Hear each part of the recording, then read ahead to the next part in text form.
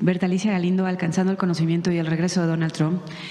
Pues, Presidenta, la felicito porque, bueno, pues esto ya es un paso muy importante en la política científica, pero bueno, también quisiera preguntarle, pues, cómo han mencionado también a la iniciativa privada, cómo la van a tomar en cuenta. La semana pasada la secretaria Rosaura Ruiz, en el evento de inteligencia artificial en Santa Fe, pues le hice un llamado a todos los empresarios para justamente que se sumen a todas estas iniciativas y cómo piensan sumarlos, porque bueno, pues también se necesita de la iniciativa privada. Por otra parte, también le quisiera preguntar al secretario Marcelo Ebrard, bueno, pues de su visita en la APEC, es un logro que también la APEC se celebre aquí en México, y bueno, pues también hay desafíos para el TEMEC. En una reunión en donde estuvieron ellos en el TEMEC, también los empresarios decían, bueno, hay asuntos con las universidades, asuntos burocráticos que no podemos trabajar con ellos. ¿Cómo van a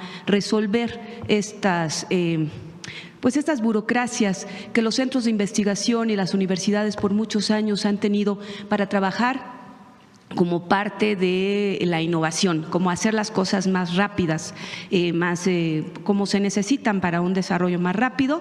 Y bueno, también la caída de la industria manufacturera. Y ayer el secretario de Economía decía que bueno, México necesita una política industrial muy fuerte. Bueno, ¿cuáles son los pasos? Bueno, estos son mis temas. Sí, bueno, en la primera pregunta, este es un centro público y es muy importante. Las empresas privadas, hay grandes empresas telefónicas, por ejemplo, que tienen sus propias computadoras, sus centros de datos, pero es muy importante que México tenga un centro público, una supercomputadora pública, que está al servicio de la gente, del desarrollo del país, de la investigación científica, del propio gobierno, de gobiernos estatales y también de la iniciativa privada, que si quiere desarrollar algo, pues pudiera llegar a contratar al centro de supercómputo que tendríamos más adelante. Eso por un lado, pero es importante que haya un centro público, que el Estado mexicano, más allá del gobierno, y la comunidad científica, pues tenga acceso a una computadora que permita el desarrollo de nuestro país. Ahora, hay mucha relación con la iniciativa privada en muchos temas, por ejemplo, también en la construcción de centros de datos en México. Recientemente estuvo aquí también el secretario de Economía y una empresa que está instalando un centro de datos en Querétaro. Y hay muchas solicitudes para instalar centros de datos. Centros de datos también es para el almacenamiento de la información que se requiere ahora con la inteligencia artificial. Entonces, hay mucha relación, pero en particular la supercomputadora es muy importante que sea pública. Gracias. Bueno, y Marcelo para… Sí, con su permiso, Presidenta. Bueno, brevemente diría, pues está en curso, el Plan México lo que establece es vincular ¿qué cosa?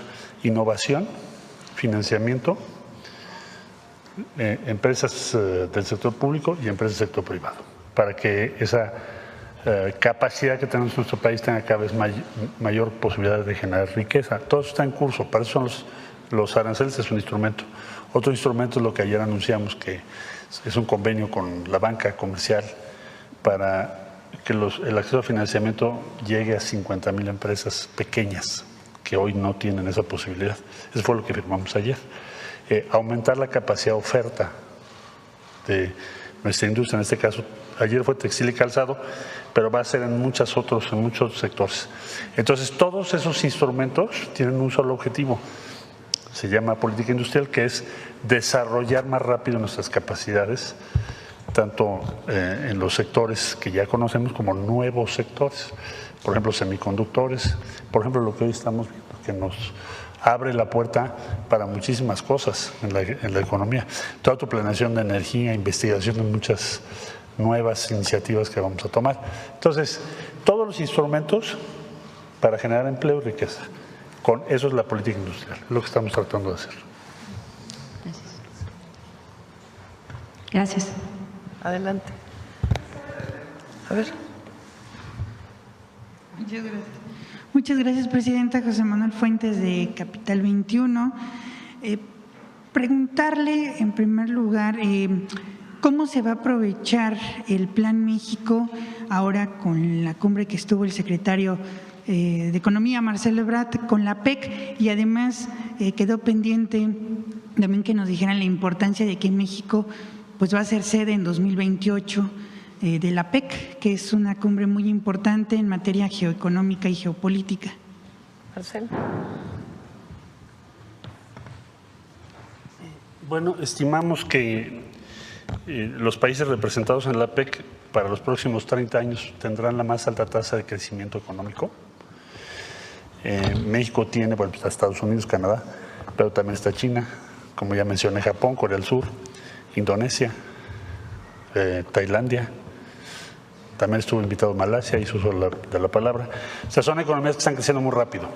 México tiene con Vietnam, México tiene tratados comerciales con algunos de ellos de manera importante y con otros no, pero somos como un puente somos el principal socio de Norteamérica y somos uno de los principales socios también de varios de esos países, por ejemplo de Japón, de Corea del Sur, de China, en fin, de varios países. Entonces vamos a ser como un puente, es la presencia de México en el ecosistema económico que va a crecer más en los próximos años. Por eso es muy importante que la sede sea aquí.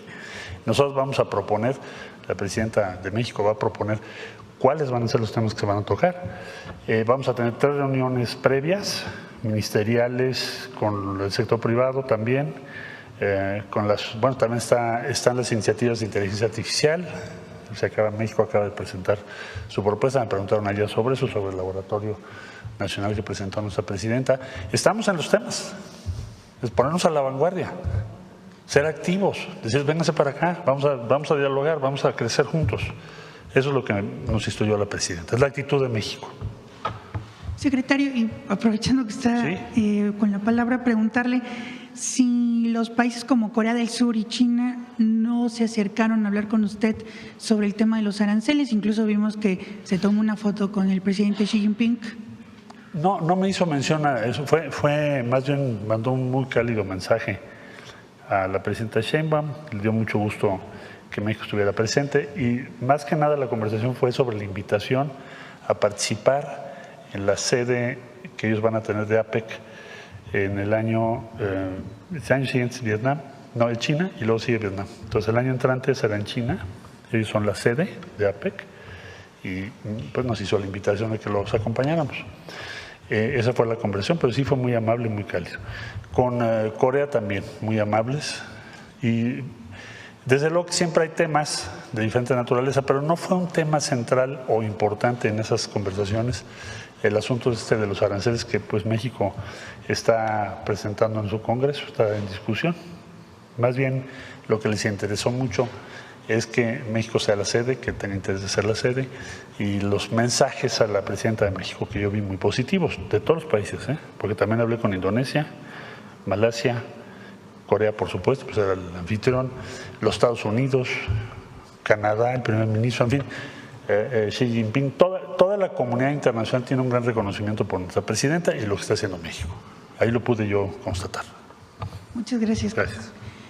En otro tema, presidenta, preguntarle su opinión sobre esta publicación que hizo la presidenta de Morena, Luisa María Alcalde, en donde mostró pues unos contratos a un joven que se califica como apartidista, Edson Andrade, que es uno de los principales impulsores de la marcha de la generación Z y fue contratado por Acción Nacional, el PAN, en febrero de 2025 por 2.106.810 pesos, dividido en 12 pagos. Y la presidenta de Morena dice que qué coincidencia esto después de que el propio presidente del PAN, Jorge Romero, pues señaló que a la oposición pues solamente le faltaba pues la violencia. Pues muy interesante, ¿no? Muy interesante la publicación de ayer de Luisa María. Mucha información para que se analice por todas y por todos. Porque también se hizo público, presidenta, que uno de los presuntos agresores Alberto González Mancilla, pues que es uno de los detenidos por esta generación de violencia, pues también fue identificado como delegado regional del Consejo Nacional del PAN en la Cuauhtémoc. Muy interesante, para que todas y todos lo analicen, bueno, para documentar. Por último, Presidenta, también preguntarle, yo sé que ayer fue el tema, pero el tema del Mundial me quedó la duda de cómo participará la Secretaría de las Mujeres en el Mundial, si tendrá una participación. Sí, hay varios torneos para femeniles de todas las edades. Está el torneo de salón que presentó Zoé, están los torneos en las escuelas, entonces Itlali está incorporada en todas las actividades que se presentaron ayer, principalmente en las copas y mundialitos. Muchas gracias, Presidente. Bueno, a ver, ¿quién más? A ver, aquí. Muchas gracias, Arturo Pavón, de Efecto Colateral. Presidenta, habló el director de la supercomputadora en Barcelona acerca de independizarse de lo que es todo el sistema, digamos, estadounidense en cuanto a los procesadores, a los chips. Y esto podría marcar una gran diferencia en la forma en que se maneja la información a nivel mundial. México está dando este primer paso para una independencia, una independencia digital, como usted lo ha planteado desde su campaña. Es construcción de soberanía en todos sentidos. Nosotros, obviamente México es un país integrado al mundo entero y eso, digamos, ya no tiene vuelta atrás. Nosotros somos el país con más tratados comerciales o de los países con más tratados comerciales del mundo. La integración económica que hay con Estados Unidos es muy grande y va a continuar. Es natural por los tratados comerciales que tenemos, porque estamos cerca, porque estando los tres países juntos, pues fortalecemos nuestras economías. Pero nosotros planteamos un plan para México, el Plan México. Y el Plan México tiene que ver con garantizar mayor autosuficiencia alimentaria, lo cual crea soberanía alimentaria, también fortaleciendo nuestro maíz, el maíz nativo, el fortalecimiento de la producción de frijol, de los principales granos, de carne y de otros productos principales para la alimentación. ¿Eso quiere decir que nos cerramos a la importación? No, quiere decir que fortalecemos nuestras capacidades y generamos las condiciones para que nuestro pueblo viva mejor, porque finalmente nuestro objetivo es el bienestar de las y de los mexicanos, de todas y de todos, y fortalecer la economía de México con mayor soberanía. Entonces es soberanía alimentaria. Estamos hablando también de soberanía energética, es decir, que produzcamos más la energía que consumimos en nuestro país. Hoy producimos mucho más gasolina y diésel de la que se producía antes, gracias a la refinería Olmeca. Estamos promoviendo la transición energética para que haya mayor producción de energía solar, energía eólica, que nos permita que con nuestros propios recursos fortalezcamos el crecimiento de México. También importamos mucho gas, vamos a seguir importando, pero queremos que se produzca más gas en México para fortalecer nuestra soberanía energética. Y así en distintos temas. Uno de ellos también es el desarrollo tecnológico y la soberanía científica. Por supuesto que la ciencia no la puede cerrar. Si hay un campo que tiene que ver con el mundo entero, pues es la ciencia. La colaboración con científicos de todo el mundo es indispensable, pero lo que queremos es mayor desarrollo científico y tecnológico del país. Y hoy, con la inteligencia artificial y con el desarrollo de los datos vinculado con la ciencia, con la tecnología, no podríamos pensar en mayor soberanía si no tenemos una supercomputadora o no tenemos mayor almacenamiento de datos. Depender de los demás para que nos den la información para el desarrollo de México, vamos a seguir con mucha colaboración, pero queremos fortalecer a México. Por eso se llama Plan México, porque es el fortalecimiento en distintas áreas. ¿Es solo del Estado? No, la iniciativa privada, el sector social es importantísimo. Es decir, hay necesidad de inversión privada, de que también las cooperativas, los ejidos, las comunidades también tengan su participación. Pero el Estado tiene un papel muy importante y en particular en que no dependamos de otros para el desarrollo de las capacidades mexicanas, sino que podamos tener un centro público de supercómputo, vinculado con las universidades, evidentemente. Eso va a colocar a México en otra posición. Entonces, estamos muy entusiasmados con este proyecto. Pepe Merino estuvo con su equipo en Barcelona, recientemente estuvieron en la India, que ha desarrollado muchísimo sus capacidades de servicios en ingeniería, de cómputo, de supercómputo, de producción nacional. He estado en otros países y tenemos colaboración de muchas naciones también, pero nosotros queremos que en México se desarrollen estas capacidades. Entonces, eso es el Plan México. Gracias. Mateo Valero mencionó que se mantiene una gran vigilancia en la protección de todos los datos que se van a manejar. Eso refiere a una gran responsabilidad de su gobierno, pero sobre todo de su gobierno en la transición que va a venir para el 2030. No cualquiera puede llegar a la presidencia en el 2030 teniendo toda esa cantidad de datos a su disposición. Tenemos que blindarlo. ¿Qué opina usted? Sí, los datos personales le pertenecen a la persona. La persona decide si da esos datos para algún tema. Ahora, por supuesto, si quieres, si sacas tu RFC, pues tienes que dar esos datos para que se puedan compartir. Pero es muy importante que los datos se resguarden y como aquí el experto es Pepe, pues mejor le doy la palabra. Sobre todo la información nacional. Aquí, digamos, yo diría 3 temas, Presidenta, muy rápido. Lo primero, que es lo más importante, es lo que la Presidenta ya señaló.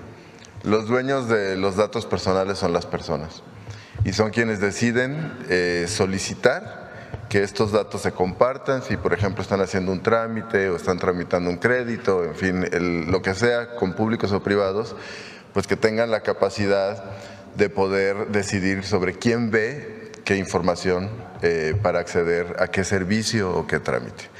Lo segundo, por parte de lo público del gobierno, pues hay un compromiso importante del resguardo y disponibilidad de esa información. Es decir, que cuando tú quieres hacer un trámite, por ejemplo, de manera digital, pues sí lo puedas realizar, pero que tu información esté resguardada de manera segura.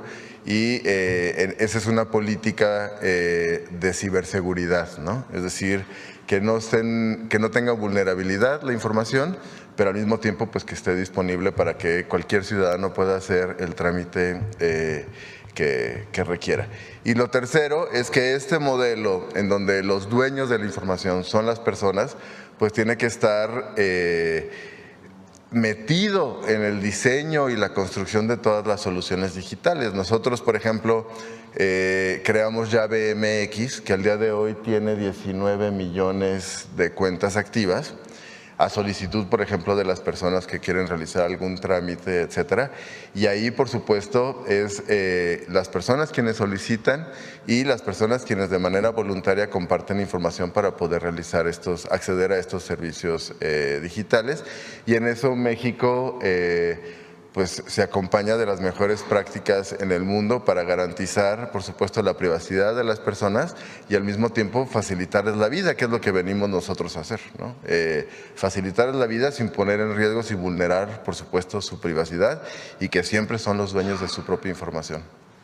Sería eso, Presidente. Gracias. Y por último, ya hablando de información confidencial del gobierno, pues recordemos que cuando se fueron a trabajar Calderón y Zedillo a empresas a las que habían beneficiado en diferentes momentos, ellos se fueron con información muy, muy importante sobre la vida pública de México y de la administración pública de México.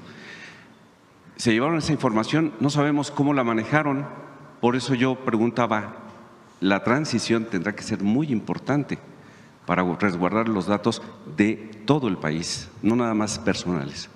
Por eso ahora no se permite que un servidor público que salga y que tiene que ver con un tema se vaya a trabajar a una empresa vinculada con ese tema.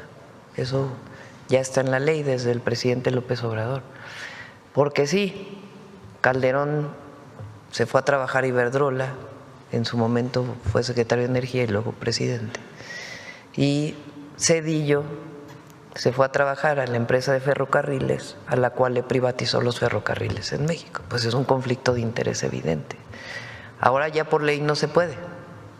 Ya no puedes ser secretario de Energía y salir a una empresa de energía, porque evidentemente pues tienes información privilegiada.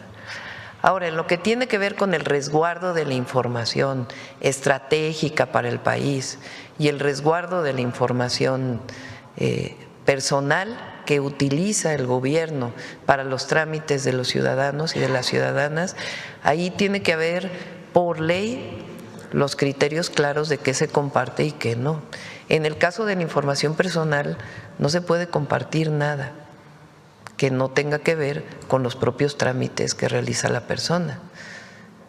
Cuando sacamos una credencial del INE, que ya no es el gobierno, sino es una institución autónoma, pues le estamos dando datos personales, incluso nuestra fotografía, nuestra huella digital. El INE tiene la responsabilidad de resguardar esos datos por ley.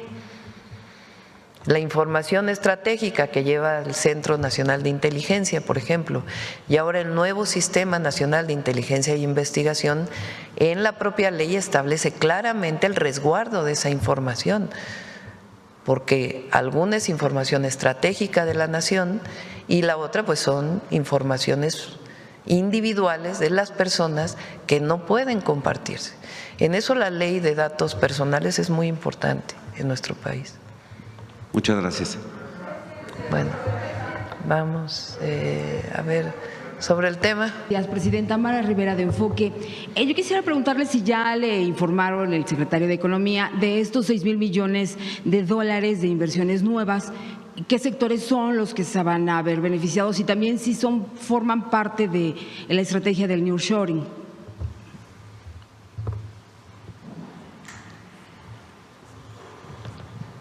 Bueno, tengo algunas limitaciones legales de las, no te puedo dar los nombres de las compañías, pero sí te puedo dar los sectores principales. Tengo, en primer lugar, energía. En segundo lugar, son inversiones vinculadas a centros de datos. Primero, energía, centros de datos. 3, obras de infraestructura. Y 4, sector financiero. Son las que tengo registradas en este periodo del que estamos informando. Tienen que ver con la expansión, la llegada a México o primeros arribos de lo que podríamos llamar una nueva economía que está centrada en datos, inteligencia artificial y energía, porque está muy vinculado uno con el otro. Empieza a ser un dato relevante, ya conforme pasen los meses, ahora las próximas semanas podremos tener más detalles para poderlos dar a conocer, pero esencialmente están vinculadas con esas actividades. En cuanto al origen, en primer lugar es Estados Unidos, un poquito más del 30%, luego sigue España, Países Bajos y Japón y Canadá.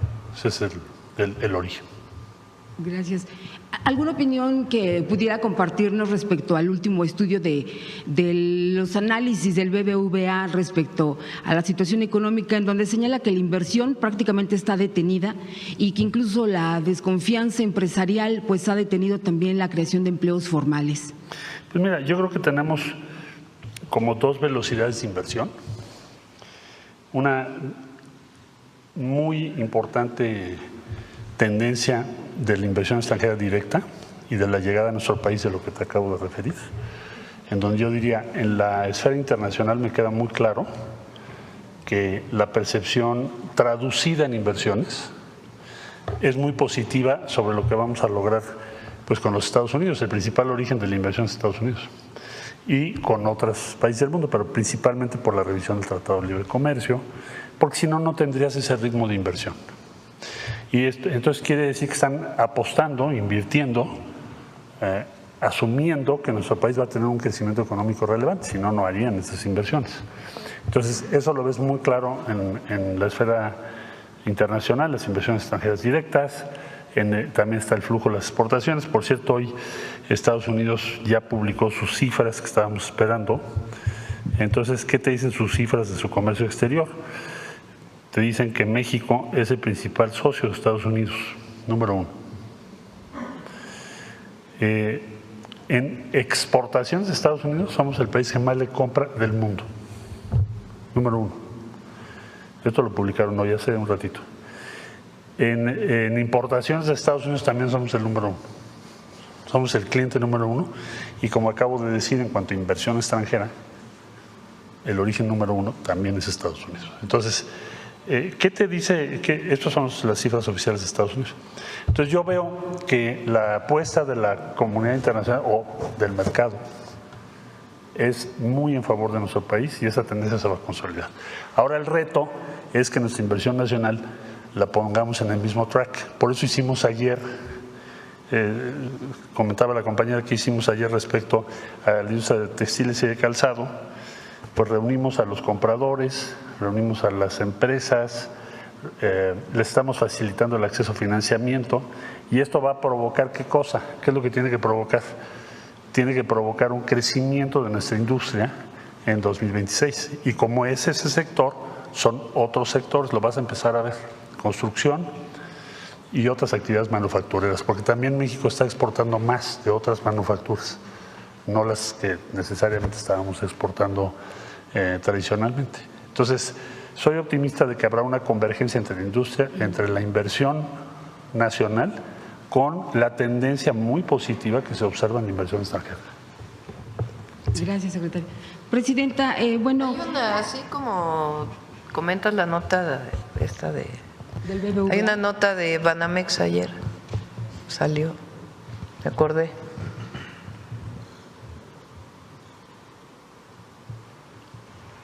También hay, no solo salió Banamex, salieron otros bancos con una expectativa muy favorable para México. Ahora que lo comenta, Presidenta, también ellos adelantan que podría autorizarse este incremento a los mínimos del 11%. Hay también organismos, bueno, primero preguntarle si usted iría por ese porcentaje. Ya porque se está en mesa de trabajo con las empresas, con la representación de los trabajadores. Yo me comprometí a que en campaña a que el salario mínimo tenía que llegar a 2.5 canastas básicas, porque eso garantiza disminución de la pobreza. Entonces, pues tiene que ir en ese marco y de manera muy responsable. Siempre se habla con Hacienda habla con Banjico para que se hagan las expectativas, si hay expectativa de inflación o no, con el aumento a salario mínimo. Se ve el impacto que puede tener en las empresas. En fin, se hace todos los análisis, no es así a dedo de qué se me ocurre ahora, sino en un trabajo muy técnico y pensando siempre en las y los trabajadores mexicanos. Por supuesto. También le quería yo comentar respecto a esto que organismos como el IMEF ayer precisamente señalaban que hay un riesgo latente que si llegara a darse un aumento a los mínimos por arriba de la inflación esperada, esto provocaría prácticamente efectos inflacionarios de los que no se quieren. Habría dinero para adquirir productos, habría dinero por parte de la clase trabajadora, pero en donde ellos ven un riesgo es en la productividad, que no habría productividad deseada para alcanzar las expectativas de ese dinero que estaría fluyendo. Entonces, se ha demostrado que si aumenta el salario, aumenta la productividad. Eso es número 1. Número 2, en la Constitución ya está establecido que el aumento al salario mínimo tiene que ser mayor que la inflación. Pues eso ya no está a discusión. Y número 3, hay mesas de trabajo. No se decide unilateralmente. Se trabaja con el Consejo Coordinador Empresarial y con los sindicatos para poder establecer un aumento que garantice mejor calidad de vida para las y los mexicanos y que no genere problemas en la economía. este señalamiento de que no habría bienes producidos, entonces digamos que es, pues no sé si alarmista o no tan certero, que pudiera poner en riesgo pues lo que se ha alcanzado respecto al cierre de la brecha Bueno, pues no sé bajo qué salarial. elementos hayan planteado esta declaración. Lo cierto es que se hace por consenso, todos los aumentos al salario mínimo han sido por consenso y pues nosotros siempre buscamos que sea el mayor posible, porque le ha ido muy bien a México con el aumento al salario mínimo, muy bien. Porque la acuerdo con expectativa el son INEGI. 3.96 de la expectativa de inflación. Entonces podríamos esperar que los mínimos estén todavía por arriba. Quizás no el 11, pero sí Bastante arriba más, del 3.96. sí, bastante más. Eso es lo que nosotros esperamos sacar de la mesa, porque todavía hay espacio. Ok. Presidenta, pues también hubo un… El salario mínimo hoy al mes en la frontera es mayor, ahí sí hay que revisar para que no pierda competitividad también la frontera norte. Ahí sí, porque haya aumentado casi 3 veces el salario. Pero el salario mínimo está en 8,400 y pico, casi 8,500 pesos al mes. O sea, no estamos hablando, claro, estaba en 3,000 en el 2018, ¿verdad? Pero estamos hablando de 8,500 pesos al mes. O sea, estamos hablando de $450 mensuales. Ayer el acuerdo del PASIC, que tiene una canasta básica distinta, se mantuvo con los empresarios, los comercializadores, que además les agradecemos mucho, se mantuvo en 910 pesos. Esa es la canasta semanal. Entonces, si lo multiplicas por 4, son 3,200. Quiere decir que de un salario mínimo, si solo trabajara una persona en el hogar, pues prácticamente la mitad se va solo para alimentación. Entonces, por eso es importante pensar en las familias mexicanas, en aquellas que ganan un salario mínimo. Ahora recuerden, por ejemplo, que nuestro programa de vivienda es justamente para los que ganan 1 y 2 salarios mínimos, para poder dar acceso a la vivienda a los que más lo necesitan. Pero así esta idea de que el salario mínimo está altísimo, pues sí, su pensando es de en que aumentaría 309 cuánto puedes adquirir con un salario mínimo, pues siempre hay que pensar en las familias más necesitadas de nuestro país y el esfuerzo de los empresarios sin generar un problema en la economía mexicana de manera responsable. Sí, Presidenta, en otros temas, pues sí se reconoce evidentemente el esfuerzo que ha tenido el gobierno junto con Petróleos Mexicanos para tomar medidas en contra de lo que ha sido el huachicol fiscal, incluso también pues todos estos temas que han involucrado en la productividad de la empresa. Sin embargo, ayer que Pemex reportaba a la SEC de los Estados Unidos, a la Comisión de Valores y Bolsa de Estados Unidos, que en donde admite que pues prácticamente medidas de seguridad para reducir el robo de combustible y el huachicol fiscal pues son uno de los mayores riesgos para su operación. ¿Está enterada de este reporte? ¿Qué piensa? Porque evidentemente el admitir que pues en cierta forma ha fracasado hasta el momento y está en riesgo la operatividad de la empresa. No ha fracasado. Bueno, primero, no el huachicol de picar los ductos ese ha disminuido muchísimo. Todavía se llega a presentar, pero ha disminuido mucho. Y la importación ilegal de combustible o la importación sin pagar impuestos, porque ese es el tema, se importa sin que se reporte que es combustible, sino reportando otro producto, también ha disminuido. ¿En qué se puede observar? En el incremento de las ventas de Pemex y de los privados. Recuerden que en México, a partir de la reforma del 13 de Peña, los privados pueden importar gasolina si tienen un permiso de importación de Secretaría de Energía. Ahora ya hay menos permisos que los que se dieron en su momento. Pero ellos, los que importan gasolina, nos han reportado mayores ventas en las gasolineras y Pemex ha incrementado sus ventas. Entonces, si ha incrementado la venta legal de combustible, y las ganancias de Pemex y de los privados, pues quiere decir que disminuye la recarga ilegal en las gasolineras de combustible. Es la mejor señal. Todavía ocurre, sí, todavía en una proporción bastante menor, y tenemos que combatirlo hasta que no haya absolutamente nada. Quizás a lo mejor el director de Pemex podría explicarnos por qué este señalamiento, por qué se advierte pues a los No hay Estados que ver la Unidos. redacción de cómo lo incorporaron, pues si es un riesgo, pues sí es un riesgo, ¿verdad? Para las ventas de Pemex, pero lo cierto es, yo me reúno todas las semanas con energía, también con economía, con Hacienda. Ayer nos reunimos con Pemex y justamente me mostraron cómo se han ido incrementando la venta de gasolina y de diésel. Las operaciones de la empresa entonces no están en riesgo. No, y además se ha hecho un trabajo este año muy importante y además muy reconocible de Secretaría de Energía, Pemex, y también particularmente la Secretaría de Hacienda, del secretario, de la subsecretaria principalmente del ramo, que lograron disminuir la deuda de Pemex en un esquema de apoyo del gobierno federal a Pemex muy creativo y que aplaudieron todos, incluso las calificadoras, calificaron de mejor manera a Pemex. Entonces, va bien Pemex, va bien, vamos bien.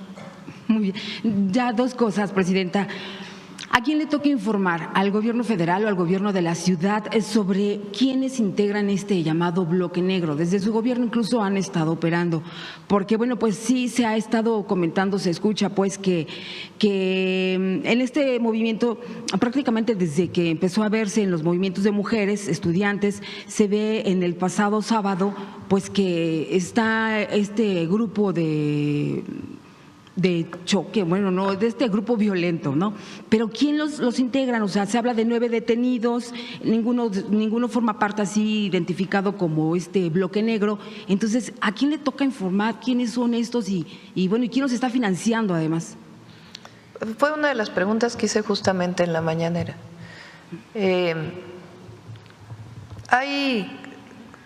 Ya tiene un tiempo desde que fui jefa de gobierno, que hay grupos que se cubren la cara, se ponen de negro y generan actos violentos, algunos utilizando artefactos pues muy peligrosos. Y ahí pues se hicieron en su momento las investigaciones, se llamó a declarar, porque pues todo tiene que ser en el marco de la ley.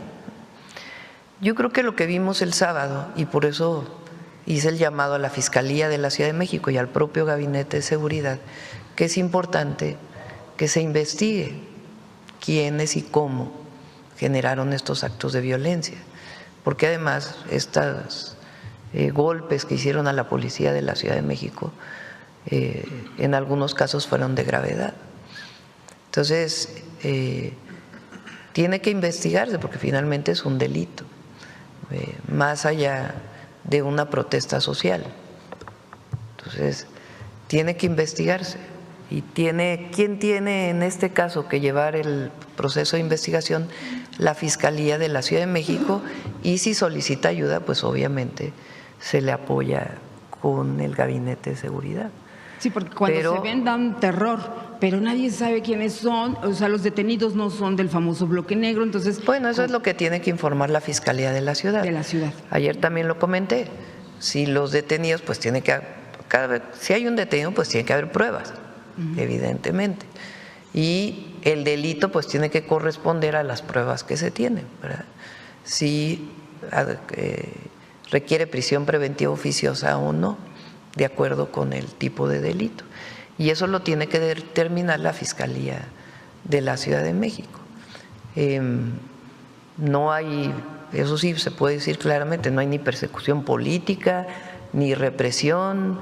Si hubo una mala actuación de policías, pues tiene que ser sancionada, pero no es un asunto ni de represión, ni de persecución política, porque nosotros no estamos de acuerdo con eso. Lo que sí hubo fue un grupo muy violento y que tiene que investigarse. Ya por último, Presidenta, ¿qué opinión tiene de que… y bueno, los de siempre que ya sabemos. Claro. Que Se está haciendo una convocaron. convocatoria en las redes sociales para que el 6 de diciembre se efectúe una marcha, pero ahora apoyándola a usted. O sea, ¿qué opinión tiene respecto a será conveniente o no? ¿Es importante o no? Porque por parte de los convocantes, pues consideran que debe también quedar clara la manifestación a su favor y que haya aceptación. ¿Qué piensa usted? Estábamos nosotros pensando desde hace tiempo. Se cumplen 7 años de transformación al cierre de este año, porque recuerden que el presidente López Obrador entró el 1 de diciembre de 2018. Entonces habíamos pensado nosotros, todavía estamos en eso, convocar a una celebración de 7 años de transformación en el país. Hay mucho apoyo popular al movimiento de transformación. La mayoría está con el movimiento de transformación. La oposición realmente cada vez pues tiene menos presencia, porque no tiene nada que ofrecer. Yo lo he dicho, qué bueno que haya oposición. Nadie quiere pensamiento único en México. Nadie. Si queremos que haya debate, que haya pluralidad. No queremos pensamiento único, la democracia es eso, que se oigan todas las voces. Claro, el pueblo elige cuando hay elecciones y el pueblo apoya o no a sus gobernantes. Entonces, lo que le ha pasado a la oposición en México es que ya es contra todo y a favor de nada. Y además con mucha mentira, mucha hipocresía. Entonces, ¿qué proponen? Entonces, como no hay propuesta, porque no hay propuesta, ahora la propuesta es la ultraderecha, imagínense, en México. Pues como no hay propuesta, pues la gente tampoco lo sigue. Y luego cuando ven actos violentos, pues menos. Yo ayer decía, nosotros siempre nos movilizamos pacíficamente y siempre vamos a llamar, aquí hay libertad de expresión, libertad de reunión, libertad de manifestación. Bueno, la libertad de prensa nadie puede cuestionarla. La verdad, una televisora hablando todo el día contra nosotros. Si eso no fuera libertad de expresión, pues imagínense. Entonces aquí hay libertad de expresión, libertad de reunión, libertad de manifestación, todas las libertades. Claro, la libertad también conlleva en el ciudadano una responsabilidad. O sea, la libertad no es libertinaje, ¿verdad? La libertad representa una responsabilidad del ciudadano. ¿Cuál es la responsabilidad del ciudadano? Pues cumplir con un marco legal que tiene nuestro país. Claro, si hubiera represión, si hubiera pensamiento único, si no se permitieran las manifestaciones, si, bueno, pues incluso surgen otras formas de lucha. Pero aquí en México hay libertad de todo, absolutamente, absoluta libertad, de todo. Entonces, pues vamos a ver, ya estamos platicando ahí con compañeros, compañeras, a ver si hacemos esta celebración, que yo creo que estaría bien, la verdad, porque hay mucho que celebrar. Fíjense, récord en inversión extranjera directa, celebración.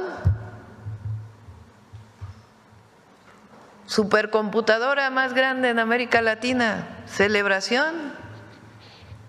Todos los adultos mayores tienen pensión universal, celebración. Todos los jóvenes ahora de secundaria tienen beca, celebración. Todos los de preparatoria tienen beca, celebración. Todo el aumento salarial de 125% del salario mínimo, pues es algo que celebrar. ¿Qué más? Sembrando vida, jóvenes construyendo el futuro. más preparatorias cerca de la casa, más universidades. Las mujeres, tiempo de mujeres, 13.5 millones menos de pobres en el país, menor desigualdad, el peso. Ayer estaba leyendo, me lo mandó una persona que se dedica a los temas financieros, que México es la moneda que mejor se comporta en América Latina. Impresionante. No hay inflación, colaboración con el sector privado en la firma de que no aumente la canasta básica, celebración, libertad, democracia, una corte que es la corte de todas y de todos. Pues ¿cómo no? Entonces sí, un México distinto sí es un México distinto. Sí. Y hay problemas también, claro que hay problemas en México, pero para eso estamos, para trabajar todos los días para el bienestar de la gente y la paz y la tranquilidad. Presidenta, Ramón Flores, del Centinela Informa, y funcionarias que la acompañan. Presidenta, ¿cuál es su opinión respecto a lo que declaró ayer la gobernadora de Veracruz, Rocío Nale, donde informó que Veracruz logró reducir en un 42% la deuda total del Estado durante el primer año de su administración, al pasar de 119,000 millones a 62,000 millones de pesos, todo ello sin detener la inversión en obra pública, seguridad, salud ni programas sociales? La reducción se alcanzó gracias a una estrategia financiera que permitió liquidar al 100% la deuda histórico con la autoridad fiscal, al cubrir totalmente los 30,000 millones de pesos acumulados desde el 2009. Presidenta, el programa federal que usted implementó de deudor cumplido lo aprovechó este gobierno de Veracruz local o estatal. ¿Por qué si un gobierno aprovecha a pagar su deuda histórica, por qué hay un empresario que se atreve a decirles gobiernícolas y no paga lo que debe, presidente? Bueno, pues eso tiene que contestarlo él, no me corresponde, pero sí quiero decir, ayer ha hecho buen trabajo Rocío, en particular este tema. Los municipios, los estados tienen un esquema para poder pagar su deuda con el SAT. Se hace también los empresarios, por cierto, todos. Todo está marcado, ¿dónde? En el Código Fiscal. No hay nada, ¿cómo se dice? No hay especulación, no hay algo particular de un funcionario del SAT. Todo es el Código Fiscal. El Código Fiscal es la ley que establece cómo se realizan auditorías, cómo se debe pagar, etcétera, y facilidades para pago. Entonces, para municipios y estados hay una facilidad donde si se paga se les regresa un porcentaje muy alto. Entonces, Veracruz entró a este esquema y cumplió con sus obligaciones. También con el ISSSTE, me informó Martí ayer, que también tenía Veracruz una deuda muy grande con el ISSSTE y también pagó y se hace beneficiario de este apoyo financiero. Entonces, qué bueno, la verdad. Felicidades a Veracruz. ¿Va a seguir apoyando a los veracruzanos con las obras y lo que está pasando? Sí, ahí se está haciendo un puente en el puerto de Veracruz. Hay una inversión mixta para, ahí en Poza Rica, la planta de fertilizantes de Escolín. Se está trabajando para echar a andar todas las plantas de petroquímica, de Pemex. Se va a hacer obras carreteras, está el puente de Coatzacoalcos, obviamente lo que se está haciendo en los puertos, sí, y la repavimentación. Y ahora pues recibió un apoyo muy importante las familias veracruzanas después de las lluvias en el norte de Veracruz, y viene toda la etapa de reconstrucción. Por cierto, ¿ya tiene fecha para la segunda etapa de donde les van a entregar el segundo apoyo que había mencionado su gobierno? Ya está, ya se entregó. ¿Ah, ya se entregó? Ya se entregaron todos los apoyos, fíjense, decían que no, llovió ¿Que dónde está el Fonden? Porque eso fue porque luego levantan además una tendencia, ¿no? En las redes sociales, como si fuera la realidad, y no, pues es virtual, ¿no? La mayoría, porque hay mucho bot, mucho robot, en fin. Pero ya lo anunciamos, estuvieron aquí a distancia los 5 gobernadores y ya se entregaron todos los segundos apoyos. Fue una inversión de 7,600 más o menos, si mal no me acuerdo, millones de pesos, 7,000, que se entregaron a un mes de las lluvias. Quedan nada más unos cuantos caminos que se siguen limpiando, pero prácticamente en un mes, Poza Rica, Álamo, El Higo en Veracruz y toda la sierra fue atendida. Todavía falta la reubicación de familias que están a un lado de los ríos, que es necesario reubicarlas, y también inversión para agua potable, desasolve de los ríos, diques de contención, en los 3 estados principales donde hubo daños, o en los 4, porque Querétaro hubo, pero no tanto, en Veracruz, en Puebla, en Hidalgo y en San Luis Potosí. Presidenta, en un segundo tema. 7,426 millones de pesos. Hay otra ahí donde viene por estado. Ahí está. Veracruz, sí, Veracruz. Las familias veracruzanas, en un mes, o sea, los primeros ni 15 días pasaron y ya tenían su primer apoyo de 20,000 pesos. Y al mes recibieron su segundo apoyo, dependiendo del daño en la vivienda, de 25,000 pesos, 20,000 directos más 5,000 de enseres, hasta 70,000 pesos de apoyo si el daño fue mayor, y todavía a las familias que perdieron todo de daño mayor, todavía se les van a entregar enseres. Estamos esperando pues que la vivienda esté bien. Okay. Muchas gracias, Presidenta, por su respuesta.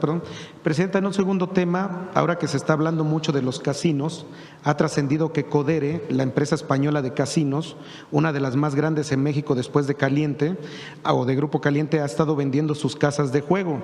Se sabe que ya ha rematado al menos 60 de ellos en una operación superior a los 800 millones de pesos. Esto no tendría nada de sorprendente, si no es porque se dice que los compradores son inversionistas de Tamaulipas. Quien autorizó entonces la compra-venta fue quien estaba en la Dirección General de Juegos y Sorteos de la Secretaría de Gobernación, Leonardo Figueroa, en la pasada administración. Ha trascendido que es gente que estaría ligada al huachicol fiscal y al tráfico de migrantes en la frontera tamaulipecas. Mi pregunta es, Presidenta, ahora que el secretario Omar García Harfuch está investigando, ¿podría ahondar en este tema? Y en este mismo tema, con 78 años sin cambio alguno en la ley de juegos y sorteos, ante los avances tecnológicos, ¿se requiere de una reforma para evitar el lavado de dinero y una mayor recaudación de impuestos, Presidenta?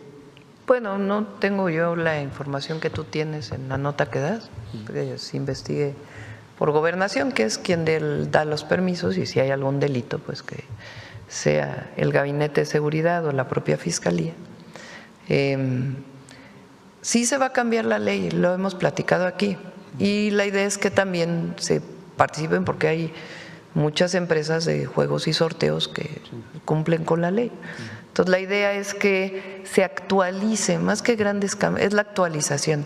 Hoy hay mucho juego por internet, cuando se hizo la ley ni internet había. Entonces ahora que hay tanta plataforma de apuestas, pues es importante que se regule todo eso. Entonces Rosa Isela, la secretaria de Gobernación, está trabajando en ello. Muchas gracias por su respuesta, Presidenta. Bueno, ya vámonos. 9:15. A ver, la compañera nada más y ya. Mañana todavía. ¿Quieren que haya conferencia mañana? A ver, vamos a ponerlo a votación. Porque de todas maneras vamos a dar el discurso del 20 de noviembre. A ver, levante la mano quien quiere que haya conferencia mañana. Bájenla. Para que vean que somos democráticos aquí. Mañana en la tarde vienen diputados y senadores. Les quiero agradecer por la aprobación del paquete económico. Hoy vienen gobernadores porque estamos con el IMSS Bienestar. Entonces vienen a alguna reunión del IMSS Bienestar. Bueno, a ver, ¿quién dice que mañana no haya conferencia? Que no haya. Bueno, lo voy a pensar. Adelante. Gracias, presidenta. Buenos días, Shaila Rosagel, corresponsal del Grupo Gili, El Imparcial de Sonora, La Crónica de Mexicali y Frontera de Tijuana. Presidenta, preguntarle si tiene información sobre la presa Puerta del Sol, si quedaron etiquetados recursos para ejercerse en 2026. No sé si tenga conocimiento de cuánto quedó etiquetado en el presupuesto.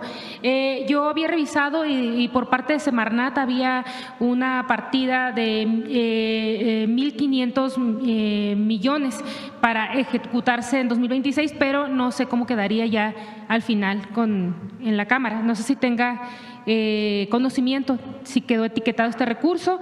Y además de la consulta… ¿Para qué empresa dice? Para la presa Puerta del Sol, que forma parte del sistema de presas. ¿De Sonora? Ajá, de Sonora. Es justo lo que hemos platicado aquí. O sea, se tiene que hacer primero una consulta ciudadana. Están los recursos, pero tiene que haber una consulta ciudadana para pues garantizar que todo el mundo está de acuerdo. Y ahí, previo a ello, pues tiene que explicarse los pros y los contras. Pero sí quedaron entonces etiquetados recursos. Sí, si la gente decide que se haga la presa, están los recursos para iniciarla. ¿Y hay algún avance en el proyecto ejecutivo, presidenta? Sí, sí hay avances, sí hay avances. Por eso ya a la hora de que haya la consulta, pues se explicaría, ¿no?, en qué consistiría. Ok, presidenta, muchas gracias. También había informado que en este mes tenía previsto visitar los pueblos del río Sonora. No sé si se mantenga esta visita que realizaría. No sé si nos va a dar tiempo para noviembre. Este fin de semana vamos a inaugurar una parte del interoceánico.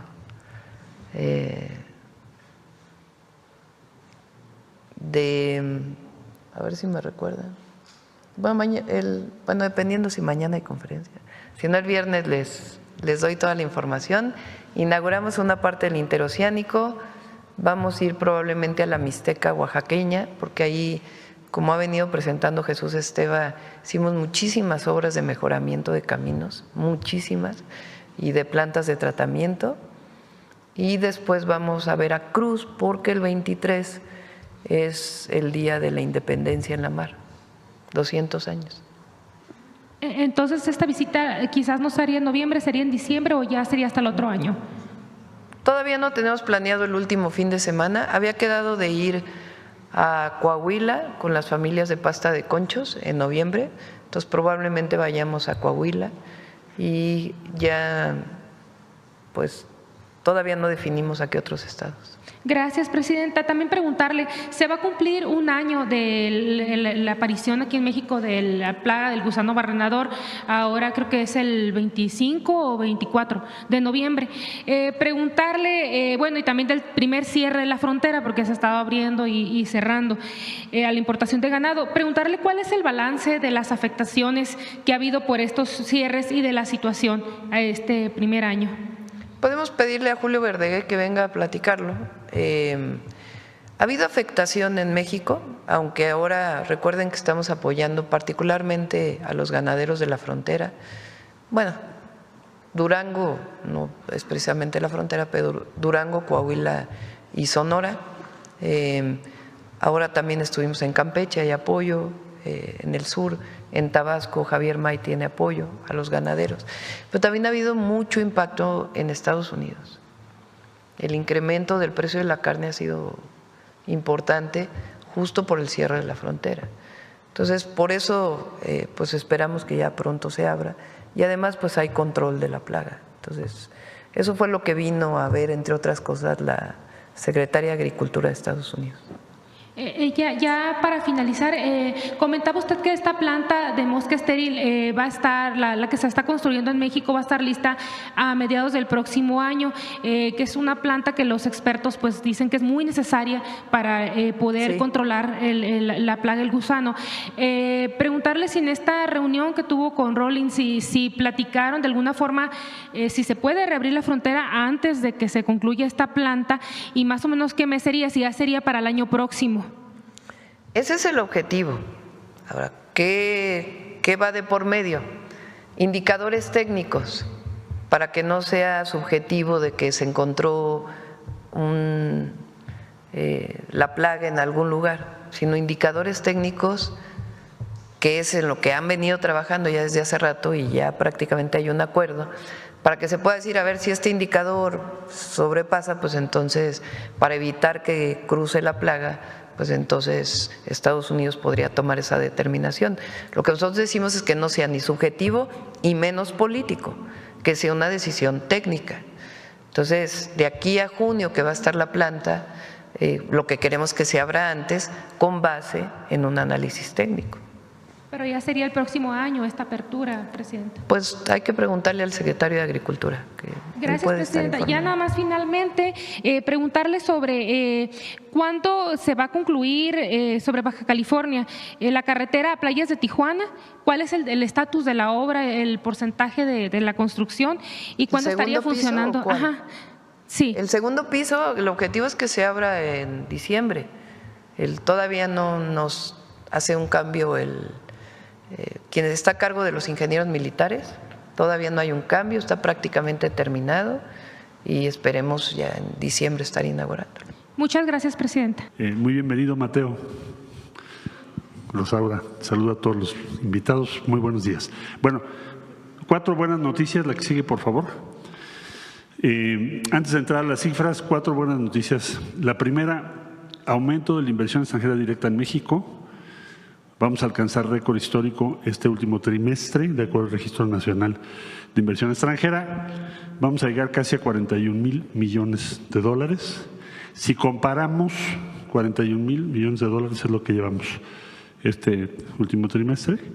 Si lo comparamos con 2024, creció 15%. Todas las expectativas es que no tuviéramos un crecimiento de ese tamaño. Quisiera yo detenerme un poco en esa primera noticia, que es muy buena, para explicarles por qué es tan importante. Porque significa, ese ritmo de inversión extranjera directa, significa que los inversionistas de todo el mundo están decidiendo invertir por México en mayor proporción a la que habíamos incluso esperado. Por eso es muy, muy buena noticia. De lo que más crece en esta cifra, casi 41,000 millones de dólares, comparado con el año anterior, ¿qué es lo que más crece? Nuevas inversiones. Pasan de 2,000 millones a 6,500 millones de dólares. Nuevas inversiones en el país. O sea que no son reinversiones, sino inversiones nuevas. Esa es la segunda muy buena noticia. Y bueno, pues si lo comparamos, aquí les puse desde el 2018 a 2025, la inversión extranjera directa en México ha crecido casi 70%. 69% para ser muy exactos. O sea, es un crecimiento constante, pero se está acelerando.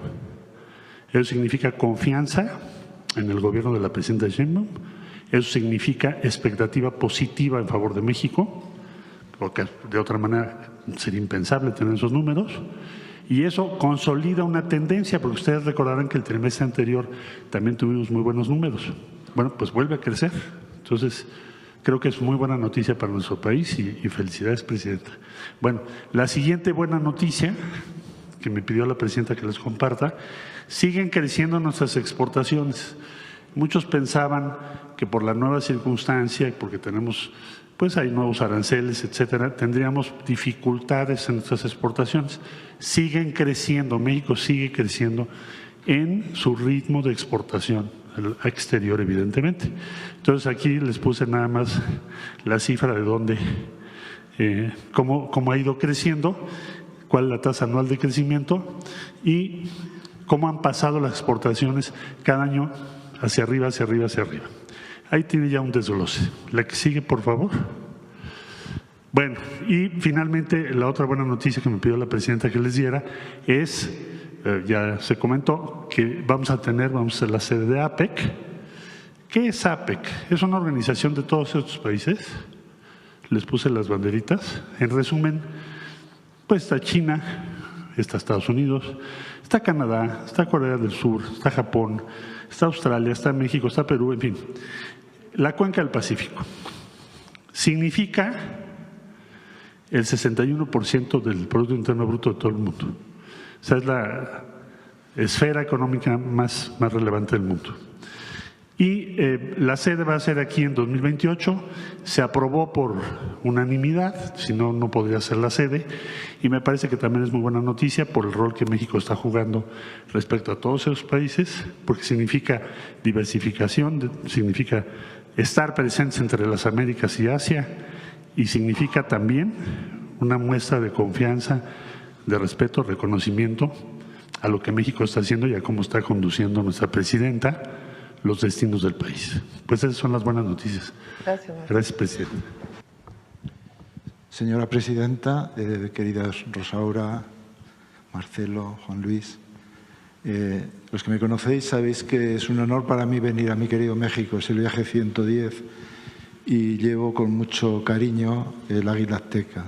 La llevo por todos los sitios que voy, ¿no? Y he venido muchas veces a trabajar. Entonces ahí es una capilla donde hemos tenido los supercomputadores que hemos denominado Mare Nostrum. Mare Nostrum es el Mediterráneo, ¿no?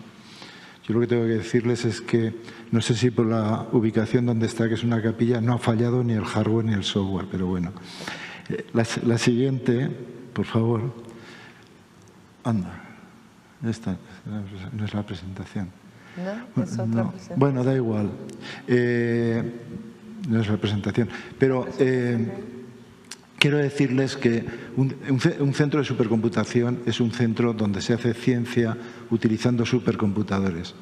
Y ya se ha dicho que es un supercomputador. Son las máquinas más rápidas del mundo haciendo ciencia, porque las más rápidas están en los data centers, ¿de acuerdo? Pero las más rápidas haciendo ciencia, sí, están en los centros de supercomputación.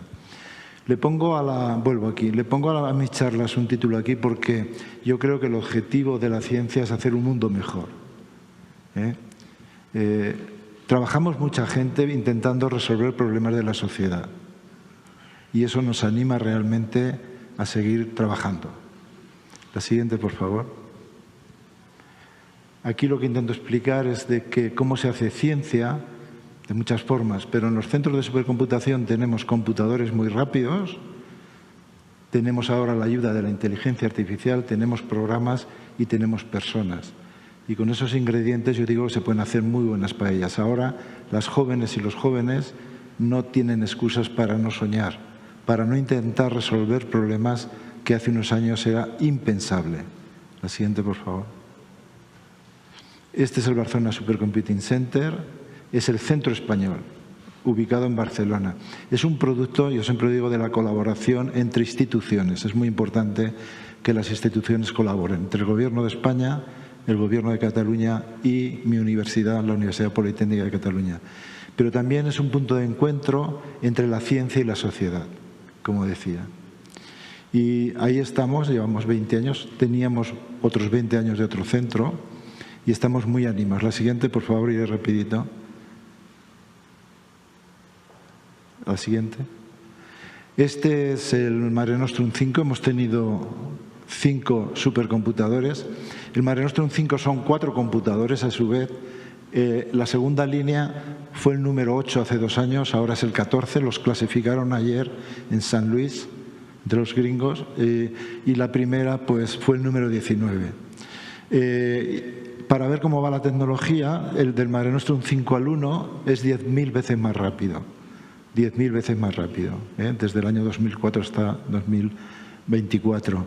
Y la otra cosa es que cada chip de los que hay aquí es 3 veces más rápido que todo el Mare Nostrum 1 que estaba en la capilla. La tecnología ha evolucionado a una velocidad tremenda. La siguiente, por favor. ¿Qué hacemos? Pues hacemos gemelos digitales. Y los gemelos digitales son muchos tipos de gemelos digitales. Son representaciones virtuales de aquello que queremos ver por primera vez o que queremos ver mejor y mejor. Por primera vez les diré que estamos haciendo el gemelo digital del centro de fusión, el ITER, porque nadie sabe cómo el plasma se va a comportar. Irá a 15 millones de grados. Tremendo. Pero el gemelo digital más importante que estamos trabajando en muchos centros de investigación es un gemelo digital del cuerpo humano. Tenemos ya la parte del gemelo digital, por ejemplo, del aparato circulatorio personalizado. Tenemos muchas partes. Gemelo digital importante, se hablaba antes del cambio climático. Para estudiar el cambio climático, el único instrumento que hay es un supercomputador. Tenemos gemelos digitales de las ciudades. Se ha hablado de la calidad del aire. En las ciudades, las smart cities, no son más que calidad del aire y movilidad, y son dos conceptos que están muy relacionados. Siguiente, por favor. Iré rapidito. Se ha hablado del lenguaje natural. Es nuestra obligación proteger nuestros idiomas.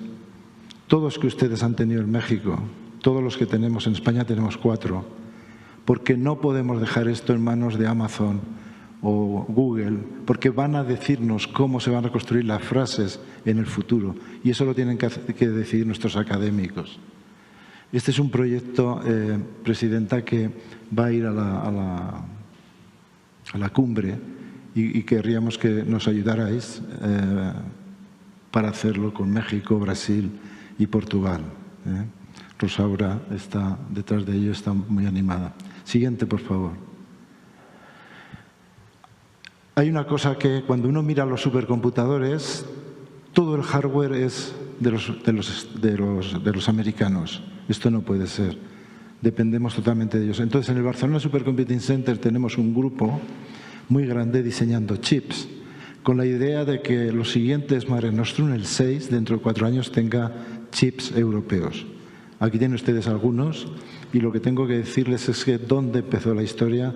Pues empezó aquí en el Politécnico, en el CIC, con 2 de mis doctorandos que están allá brillantísimos, Luis Alfonso Villa y Marco Antonio Ramírez, ¿no?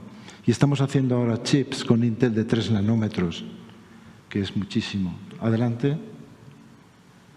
Aquí están ellos, guapos. Adelante. Bueno, estaré acabando ya.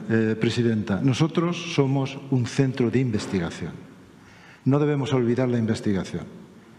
Y usted sabe que, como decía Mandela, a mí me gusta mucho decirlo, la educación es lo más importante porque nos alinea a todos independientemente de nuestro origen, pero la investigación es el mecanismo que tenemos los países pobres como España para intentar hacer algo.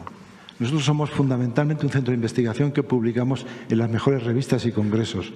Somos 1.400 personas, 1.200 investigadores. Pero también tenemos que producir puestos de trabajo en nuestros países. Somos un centro que trabaja con las empresas, que les ayuda y que además creamos empresas spin-off. Y esto lo hacemos bastante bien. En estos 20 años hemos traído 600 millones de euros de empresas competitivas y cuando vienen es porque lo que hacemos les hace ganar mucho más dinero. El ejemplo más claro fue para Repsol, para decirles dónde pinchar en ambientes difíciles de obtener petróleo como es el Golfo de México. Ganaron centenares de millones de euros. Tenemos las spin-off y luego pasamos, lo siguiente.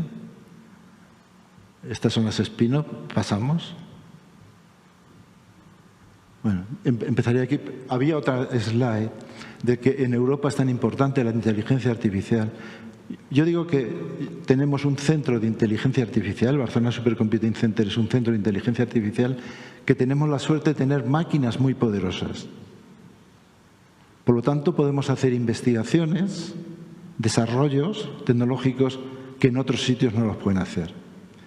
Y Europa se ha dado cuenta también de eso y además de los centros de supercomputación ha establecido una política de tener AI, factorías de inteligencia artificial y gigafactorías.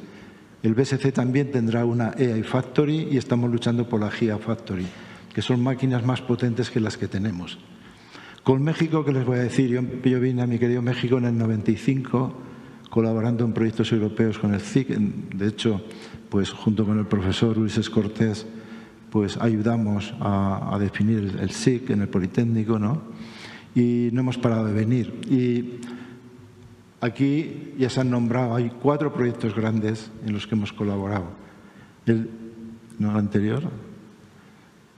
Bueno, hemos tenido becas postdoctorales del CONACYT, hemos formado a gente que luego han venido por aquí, bastantes de ellos, y en cuanto a aplicaciones, a gemelos digitales, hemos tenido proyectos como el Enersico, que ahorró mucha plata a Pemex, explotando un pozo de petróleo, el Calíope, que es la calidad del aire, y el otro día, Presidenta, seguramente usted supo que hacíamos la simulación del Urgent Computing, simulamos con el computador un posible terremoto en México y qué consecuencias podía tener.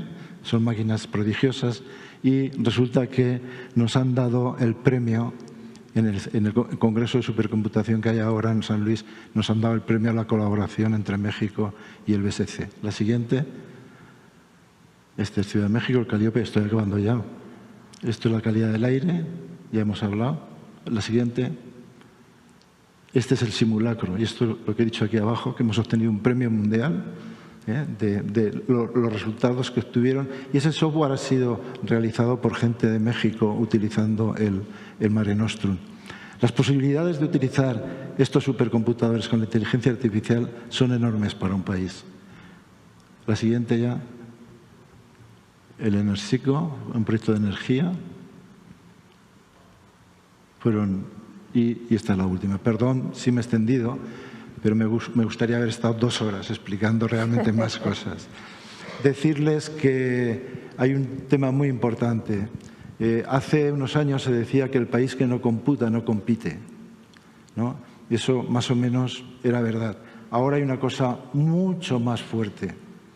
El país que tenga el cálculo, computadores y datos propios podrá hacer cosas que de otra manera se las harán y no será soberano. Y por eso es muy importante tener estas máquinas que se dedican a la inteligencia artificial y a la supercomputación, tener gente preparada y resolver problemas para la sociedad. ¿Para qué?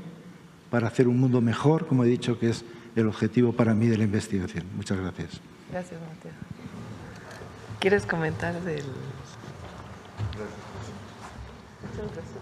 Si regresamos a la primera slide de la presentación previa, solo para recapitular, como parte del Plan México, es un programa de supercómputo mexicano que, como explicaba Jorge, nos permite resolver problemas públicos, también privados, que requieren una capacidad de computación pues muy elevada y que nos permitan además hacerlo en un tiempo bastante reducido. La semana siguiente anunciaremos la creación de la supercomputadora más grande de América Latina, que será una supercomputadora mexicana. Ya tendremos oportunidad de regresar a este espacio, Presidenta, gracias, para anunciarlo, que la verdad es un proyecto que desde la Agencia de Transformación Digital y en colaboración, por supuesto, con la Secretaría a cargo de la doctora Rosaura Ruiz, nos entusiasma muchísimo. Y hoy lo que estamos anunciando es la firma de un convenio con el Centro de Supercómputo de Barcelona, que crea dentro de las instalaciones de este centro de supercómputo el Centro Mexicano de Supercómputo. Es decir, en paralelo, en lo que vamos a crear esta supercomputadora que anunciaremos, ya vamos a poder empezar desde enero a poder utilizar capacidad de cómputo, y estamos de verdad muy agradecidos, para poder ir resolviendo algunos temas que por instrucción de la Presidenta Claudia Sheinbaum pues resultan apremiantes, como es el tema, por supuesto, de predicción meteorológica. Entonces, el convenio que hoy se firma es justamente para crear en Barcelona el Centro Mexicano de Supercómputo.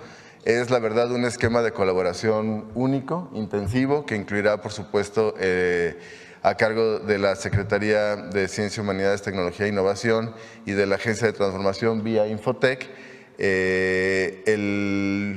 que especialistas mexicanos, investigadores mexicanos, vayan a Barcelona con total soberanía en términos del manejo de los datos y puedan ya ir utilizando la capacidad para ir resolviendo problemas, reitero, públicos y apremiantes. La verdad es un momento, es un paso histórico en términos de la capacidad de cómputo y supercómputo en México. Estamos muy agradecidos y ya les daremos el detalle de la computadora, supercomputadora mexicana la semana que entra.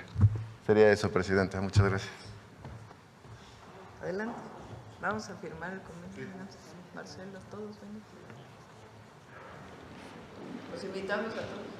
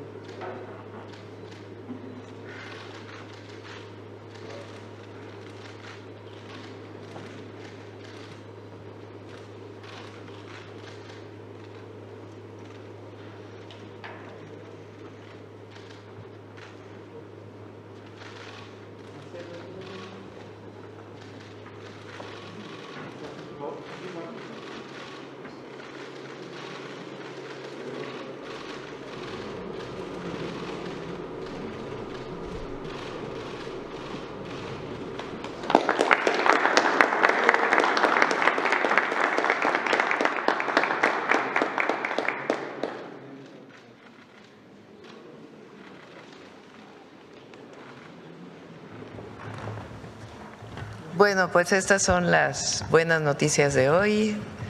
Rompimos récord en inversión extranjera directa y si recuerdan en los 100 puntos que presentamos en el Zócalo cuando llegamos al gobierno, hay un punto que dice hacer de México una potencia científica. Hoy por hoy no podríamos, además obviamente de los grandes investigadores, investigadoras, científicos, científicas que hay en México, para poder dar un siguiente paso, pues necesitamos capacidad de cómputo, que se puedan procesar los datos mucho más rápido. En eso hay supercomputadoras en México, en la UNAM, en el CICES, en Ensenada y en muchas otras universidades.